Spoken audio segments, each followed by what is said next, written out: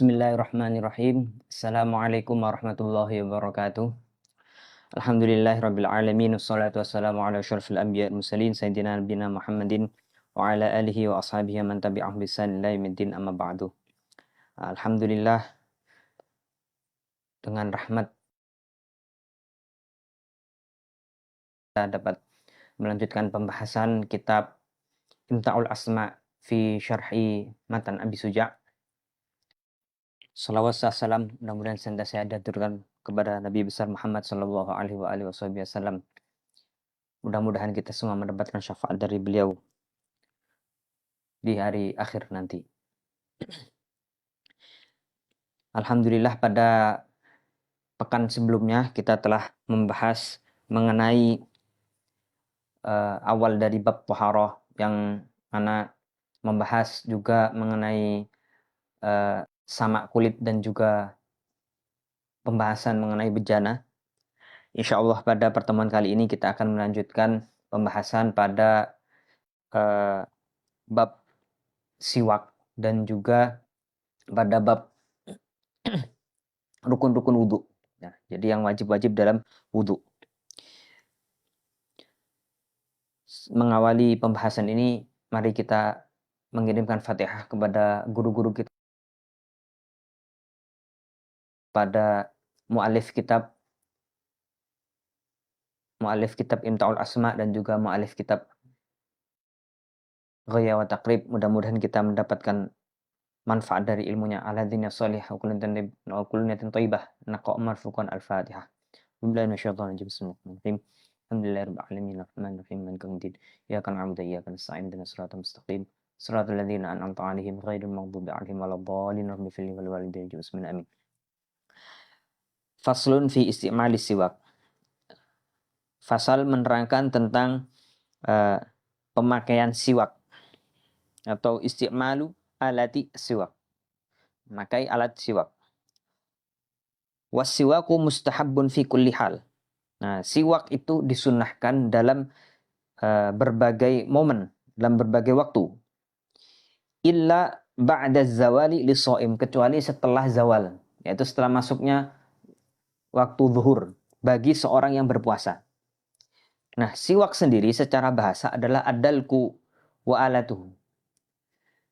Siwak itu secara bahasa adalah memijat, wa alatuhu, dan juga alat buat mijat itu secara bahasa adalah siwak. Nah, adapun secara syariat, secara istilah, siwak adalah isti'malu udin au nahwihi, yaitu memakai kayu ud atau yang semisalnya. Ka'ashnan, usnan ini adalah semacam tanaman yang ada di padang pasir. Nanti bisa dicari di Google ya, Hippocanus atau. Nah, itu yang hidupnya ada di padang pasir yang bisa menggantikan siwak. Pemakaian kayu siwak. Fil asnan, di pemakaian kayu ud atau usnan di gigi dan wa mahaulaha, dan sekitarnya gigi. Wa huwa min sunan fitrah, dan siwak ini, pemakaian siwak itu termasuk bagian dari sunnah-sunnah fitrahnya seorang manusia. Dan banyak hadis yang menerangkan mengenai hal ini. Salah satunya di dalam Sahih Bukhari dan Muslim, Rasulullah SAW bersabda, as-siwaku matharatun lil fami. Siwak itu mensucikan mulut, wa mardatun lir rabbi, dan juga menghadirkan keridhaan bagi Allah Ta'ala. Wa yakunu bikulli khoshnin. Nah, siwak ini bisa menggunakan segala hal yang keras. Jadi tidak harus dengan kayu siwak. Bisa dengan segala hal yang keras, yang mana itu muzilin lil qalahi. Harus itu tadi, yang keras dan bisa menghilangkan karang gigi atau kotoran gigi. Tohirin, dan harus suci. Kalau najisnya tentu nggak boleh. Wa afdolhu, nah tadi syaratnya itu tadi kan keras, kemudian bisa menghilangkan kotoran gigi dan suci. Tapi yang paling afdol adalah dengan syajarul arok, pohon arok, atau pohon-pohon siwak yang biasanya dijual belikan itu ya. Wa yajuzu bi ghairi, tapi juga boleh dengan selainnya. Bahkan boleh juga misalkan kita di masa sekarang itu menggunakan sikat gigi. Intinya segala hal yang bisa menghilangkan kotoran gigi. Wala yukrau isti'malhu illa lisana. Hal ini siwak itu tidak dimakruhkan, jadi bahkan disunahkan kecuali bagi seorang yang berpuasa. Kapan itu? Nah, itu pun waktunya tidak semua waktu orang yang berpuasa itu dimakruhkan bersiwak. Nah, yang dimakruhkan itu di tengah harinya. Jadi ketika masuk zuhur sampai buka puasa itu makruh bagi seorang yang puasa untuk memakai siwak. Kenapa? Apa dalilnya kok dimakruhkan orang yang berpuasa itu memakai siwak? Karena ada dalam hadis bahwa disebutkan la khulufu fami shaimi atyabu indallahi min rihil miski, bahwa bau mulutnya seorang yang berpuasa itu lebih wangi di sisi Allah daripada bau wanginya minyak wangi misk. Maka untuk mendapatkan kefadilahan ini, bahwa bau mulut ini yang wangi itu di sisi Allah, nah, maka dimakruhkan seseorang itu yang berpuasa untuk bersiwak. Nah, kenapa kemudian kok dibatasi waktunya itu setelah zawal, setelah zuhur? Nah, itu sebab bau mulutnya seseorang yang berpuasa itu umumnya munculnya setelah masuk waktu zuhur, tidak dari pagi. Maka tidak dimakruhkan kalau misalkan siwakannya itu ketika pagi. Lakin ingkana siwaku nadiyan. Nah, tetapi kalau misalkan siwak yang kita pakai selama puasa itu dia lembab, masih basah, ya, misalkan kayunya itu masih basah, wa tuli'a minal ma'i al-munfasil minhu syai'an. Nah, kemudian juga bahkan masih ada air-airnya. Kalau si waktu masih basah banget itu kan masih mengandung air. Nah, aftoro. Nah, kalau misalkan ada airnya yang netes dari siwak yang kita pakai, kayu siwaknya itu, kemudian tertelan, maka itu menjadi batal. Tetapi kalau misalkan tidak ada bagiannya, misalkan siwaknya itu kering, kemudian tidak ada bagiannya yang tertinggal ketika kita bersiwak, maka tidak masalah bagi seorang yang berpuasa untuk melakukan siwak, untuk bersiwak. Tidak makruh kalau sebelum zuhur, sebelum masuk waktu zuhur. Tapi kalau misalkan setelah masuk waktu zuhur, maka itu menjadi makruh. Begitu juga kalau misalkan kita memakai sikat gigi, kemudian ada kita pakai pasta gigi lah, pakai pasta gigi itu kan. Kalau pakai pasta gigi juga gitu, ketika kita berpuasa, kalau misalkan ada bagiannya yang tertinggal dari pasta gigi itu kemudian tertelan, maka batal. Tapi kalau misalkan kita sudah berkumur-kumur, tidak ada yang tersisa, hanya tersisa rasanya saja, cuman rasa itu kan tidak meninggalkan bagiannya, tidak ada yang putih-putihnya itu tidak ada, nah, maka tidak membatalkan puasa. Nah, kalau hanya rasanya misalkan kalau pasta gigi itu kan ada rasa min-minnya itu, nah itu tidak membatalkan puasa. Nah, kemudian siwak ini meskipun tadi dikatakan oleh penulis ini disunahkan di segala waktu, tapi ada 3 waktu yang sangat ditekankan untuk bersiwak, yaitu yang pertama inda taghayyuril fami min azmin wa ghairihi. Ketika mulut kita terasa mulai bau karena azmin, karena kita terdiam cukup lama, mingkem, untuk mulut cukup lama, itu biasanya bikin bau karena bau mulutnya tidak keluar. Wa ghairihi, atau hal lain, misalkan lama tidak makan. Orang kalau lama nggak makan, coba kalau pagi-pagi itu kan baru bangun tidur, nah itu awal buka mulut bau sekali. Atau orang yang lama nggak makan, dari pagi nggak sarapan, itu juga bau karena asam lambungnya lagi naik. biasanya. Maka disunahkan ketika itu bersiwak. Wa indal qiyami minan naumi, dan ketika bangun dari tidur. Nah, karena ada hadis yang diriwayatkan oleh Bukhari dan Muslim bahwa Rasulullah SAW idza istayqadha minan naum yashussu fahu bisiwak. Bahwa Rasulullah SAW apabila bangun dari tidur maka beliau akan menggunakan siwak. Wa indal qiyami ila shalah, kemudian ketika mendirikan sholat, ketika hendak sholat. Karena ada hadis juga dalam Bukhari dan Muslim bahwa Rasulullah SAW bersabda, laula an asyqa ala ummati la amartum bisiwak inda kulli shalah. Kalaulah tidak memberatkan bagi umatku, maka akan aku wajibkan mereka, aku suruh mereka untuk bersiwak setiap hendak melaksanakan sholat. Nah, dan perlu ditekankan juga bahwa ketika ketika bersiwak ini kita niatkan untuk mengikuti Rasulullah SAW agar mendapatkan pahala dari apa yang kita lakukan, yaitu bersiwak tadi. Nah, kemudian ketika hendak melakukan siwak, ketika hendak menggunakan siwak, ini disunahkan memulai dari kiri. Memulai dari kanan. Maaf. Jadi ketika bersiwak ini disunahkan mulai dari kanan. Ini mulai kanan. Nah, ini atas bawah sampai kiri. Kemudian bagian lidah. Nah, lidahnya ini juga disiwaki. Nah, disunahkan juga sebelum kita menggunakan siwak, itu dicuci dulu dengan air. Nah, dicuci, dibasahi dulu, kemudian bersiwak dari kanan ke kiri, kemudian lidahnya, dan juga jangan lupa bagian atas atap mulut kita ini juga disiwaki. Nah, selain siwak ini ada juga sunnah-sunnah fitrah yang perlu kita perhatikan dan kita lakukan.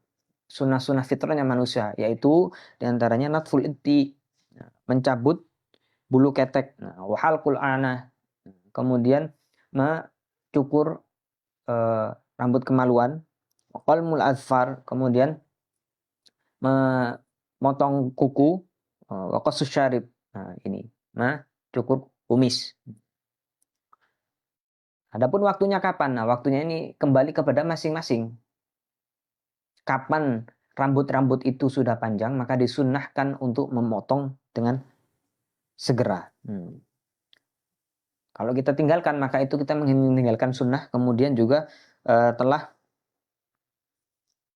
meninggalkan hal-hal yang berkaitan dengan kebersihan.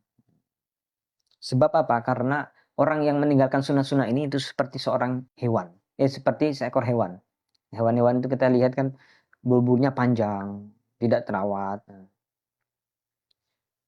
Sedangkan kita sebagai muslim, manusia juga, yang disunahkan menjaga kebersihan. Nah, ini adalah bab siwak. Nah, berikutnya furudul wudu'i. Rukun-rukun wudu. Wudu ini secara bahasa berasal dari kata dalam bahasa Arab, yaitu widho'ah. Wudu dari kata widho'ah yang artinya adalah al-husnu wal nadhofah, kebaikan dan kebersihan. Nah, adapun secara syariat adalah suatu perbuatan khusus yang kita ketahui diawali dengan niat dan diakhiri dengan mencuci kaki dan tertib itu. Nah, itu adalah secara syariat atau secara istilah. Nah, dalil dari kewajibannya wudu, ya, sebelum kita melakukan sholat adalah ayat Al-Quran, firman Allah Ta'ala, ya. Allah Ta'ala berfirman dalam surat Al-Ma'idah, ya ayyuhalladzina amanu idza qumtum ila sholati faghsilu wujuhakum. Nah, itu sampai akhir. Itu adalah ayat Al-Quran yang menjelaskan tentang tata cara wudu bagi orang yang ingin melaksanakan sholat.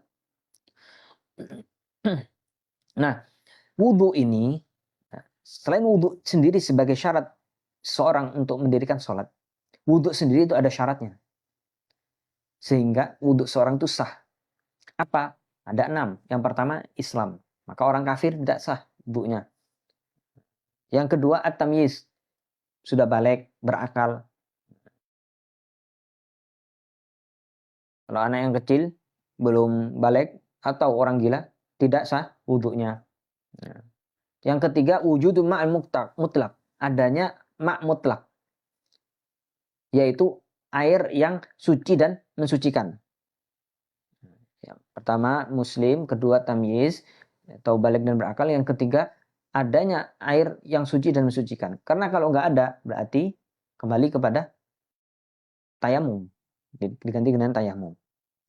Nah, yang keempat yaitu adamul mani, tidak ada hal-hal yang menghalangi, baik itu secara al-hissi atau secara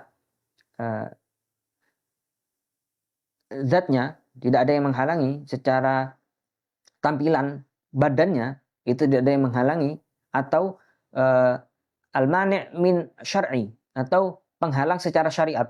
Apa bedanya? Kalau penghalang secara tampilan luar tubuh itu adalah hal-hal yang menghalangi masuknya air ke dalam pori-pori kulit, seperti ada yang bertato di bagian-bagian yang wajib dibasuh, atau orang yang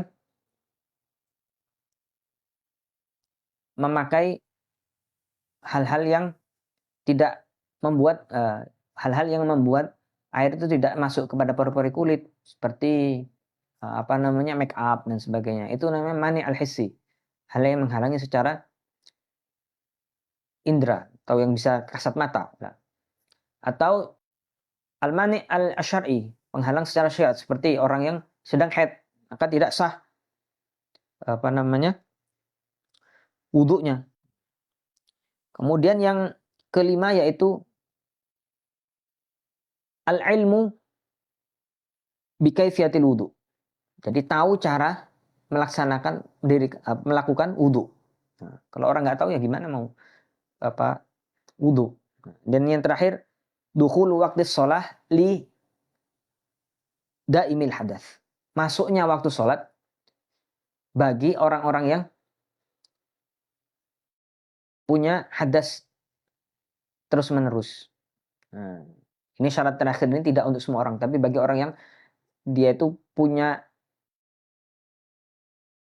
penyakit terus-menerus hadas. Siapa itu? Ya, orang-orang yang salasil baul, yaitu orang yang badannya beser, atau yang sedang mustahadah. Mustahadah itu dia haidnya nggak selesai karena sakit. Nah, itu nggak habis-habis. Nah, mereka ini kalau ketika wudhu itu, ketika wudhu mau untuk sholat, harus nunggu waktu masuknya waktu sholat dulu.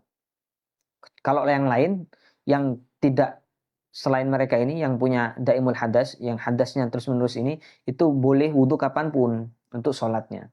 Adapun yang punya yang penyakit seperti ini, yang beser misalkan, itu ketika wudhu itu harus nunggu masuk waktu sholat. Jadi ketika masuk waktu sholat, bersih-bersih semuanya disucikan. Jadi yang maluannya itu dibersihkan semua, diganti bajunya yang masih ada najisnya dibersihkan, langsung wudhu, langsung sholat. Nah, kalau dia wudhunya sebelum masuk waktu sholat, nah itu tidak sah wudhunya. Wa furudul wudhu'i sittatu asya'. Nah, rukun wudhu itu ada 6 perkara.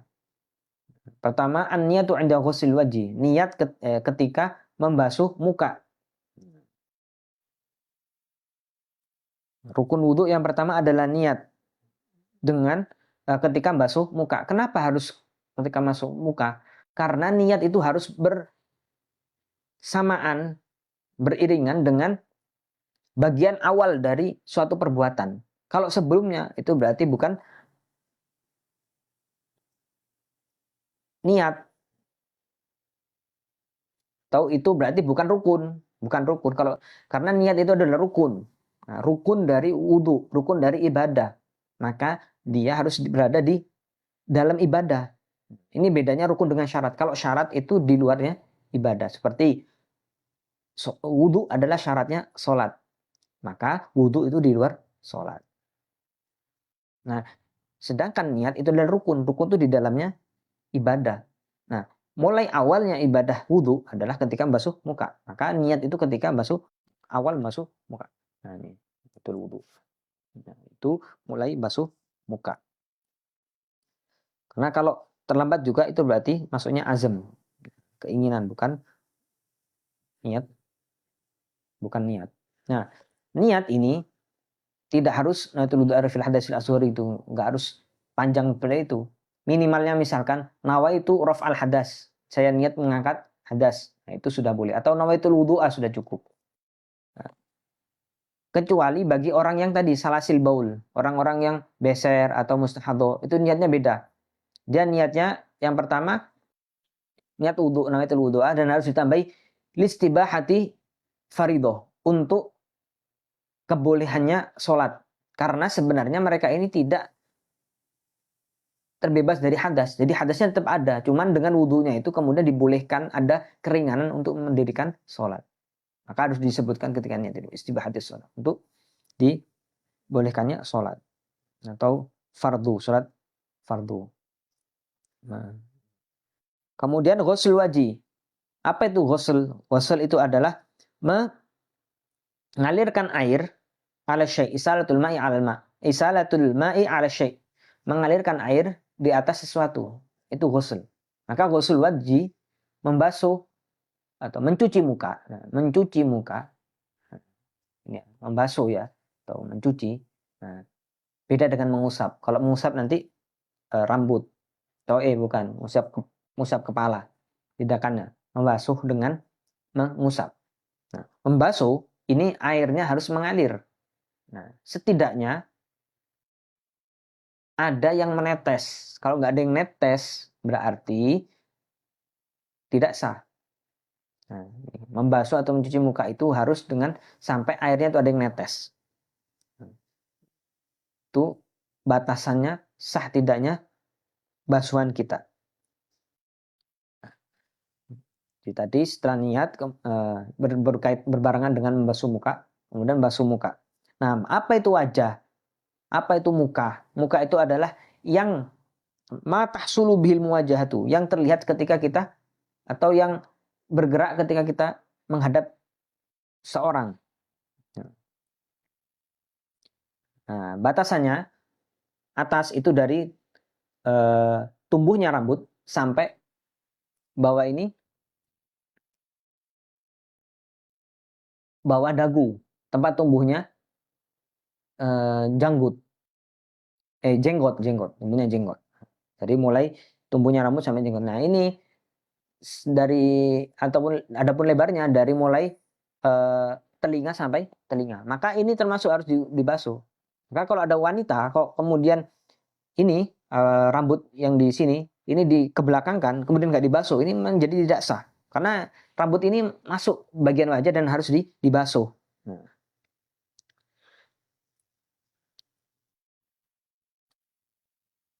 Kemudian harus dibasuh semua rambut-rambut yang ada di bagian wajah, termasuk yang di pipi, kumis, ini ya. Kemudian yang di bawah mulut, ya ini juga harus dibasuh semua, harus terkena, luar dalamnya harus basah. Nah, ini harus terkena semua ketika wudhu. Nah, kalau ini jenggot, nah, ini ada perinciannya. Kalau jenggotnya tebal itu berarti dia tidak terlihat kulitnya. Nah, maka yang wajib dibasuh adalah bagian luarnya saja. Nah, yang bagian dohirnya saja, bagian yang mukanya saja ini, yang nampak saja. Cuman disunahkan kita mesela-sela. Kalau misalkan tipis itu kita dilihatnya, kalau kelihatan kulit di bawahnya jenggot ini kelihatan, maka itu tipis. Nah, ketika tipis maka wajib dibasuh luar dan dalamnya. Nah, kalau tebal luarnya saja, kalau tipis luar dalam harus dibasuh. Ini ketika jenggot. Adapun yang rambut-rambut yang di muka ini luar dalam harus dibasahi. Yang kedua, rukun yang ketiga itu ghusl yadaini ma'al mirfaqaini. Membasuh tangan sampai batas siku. Dan wajib juga membasuh bagian bawah dari lengan atas. siku sini dilebihkan. Supaya apa? Menghindari jangan-jangan kok tidak kebasuh sikunya. Dan wajib juga membasuh yang di bawah dan wajib juga membersihkan kotoran yang ada di bawah kuku apabila kotoran itu bisa menghalangi sampainya air. Makanya kayak kutek-kutek itu ya. Nah, terus benar-benar cari kutek yang bisa tembus air. Nah, kalau enggak maka tidak sah wudhunya.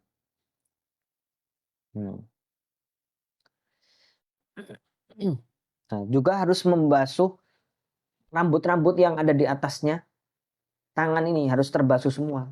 Nah, jadi mulai ujung kuku, nih, ujung jari sampai bagian sedikit dari atas ini, dari lengan atas. Kemudian wama subadir rosina ini mengusap sebagian kepala. Nah, apa itu definisi dari mengusap kepala itu? Isolul bulali ila syai'. Memindahkan basah, sesuatu yang basah ke sesuatu, itu ngusap. Maka boleh misalkan basuh gini doang, itu boleh. Asalkan yang dibasuh adalah rambut yang apabila diluruskan itu tidak keluar dari bagian kepala. Nah, misalkan adalah rambutnya panjang, sampai ke bawah. Nah, itu nggak boleh dibasuh. Yang dibasuh itu rambut yang kalau dijulurkan itu tidak keluar dari bagian kepala. Itu juga dalam perempuan juga begitu. Sedikit saja gini, nah itu sudah sah.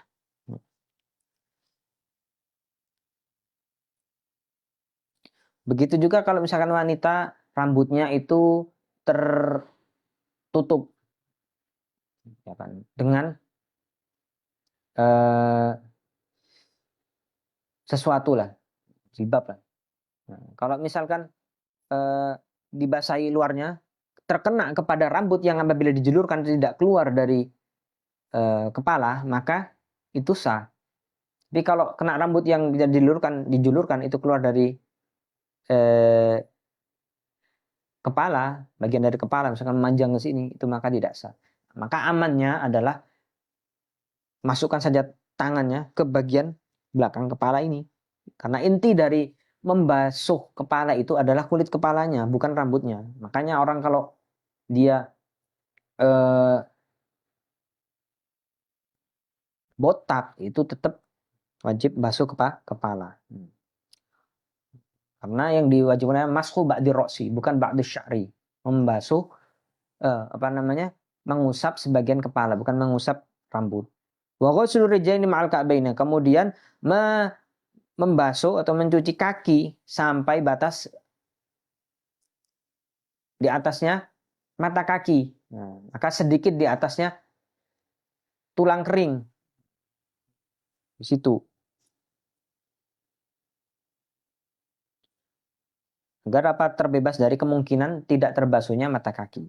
Dan yang terakhir, yang keenam yaitu tertib. Nah, maka tidak boleh membasuh tangan dulu baru muka. Kalau misalkan membasuh tangan dulu baru muka, maka yang tangannya tadi tidak terhitung bagian dari wudhu. Maka harus ngulangi lagi setelah basuh muka, terus basuh tangan. Jadi harus basuh muka dulu yang pertama. Dalilnya apa? Dalilnya ada Rasulullah SAW tidak pernah wudhu itu kecuali dengan tertib sebagaimana yang disebutkan dalam Al-Quran. Nah, terus kemudian bagaimana kalau misalkan ada orang terjun ke bak mandi gitu, masuk nyelam ke kamar mandi, ke kolam lah misalnya. Nah, kalau nyelam ke kolam, kalau diniatkan wudhu itu sah. Tapi kalau nyiramkan air dari atas gitu, diniatkan wudhu nggak bisa. Kenapa begitu? Sebab ketika kita menyelam, itu masih ada kemungkinan tertibnya. Tertib dalam urutan basuhnya itu tadi. Tapi kalau kita menyiramkan air, itu tidak ada kemungkinan tertib. Sebab apa? Pasti ada bagian lebih dulu terkena. Kalau nyelam itu kan bisa bersamaan atau tertibnya itu masih bisa kemungkinan terjadi. Tapi kalau disiram itu tidak ada kemungkinan untuk terjadinya tertib. Nah, saya kira cukup sampai sini pembahasan kesempatan kali ini. Apabila ada kesalahan, mohon maaf. Apabila ada ucapan-ucapan yang menyinggung hati. Apabila ada pertanyaan bisa disampaikan kepada pengurus Qalbun Salim. Demikian. Bila taufiq wal hidayah wa du'a inayah. Wassalamualaikum warahmatullahi wabarakatuh.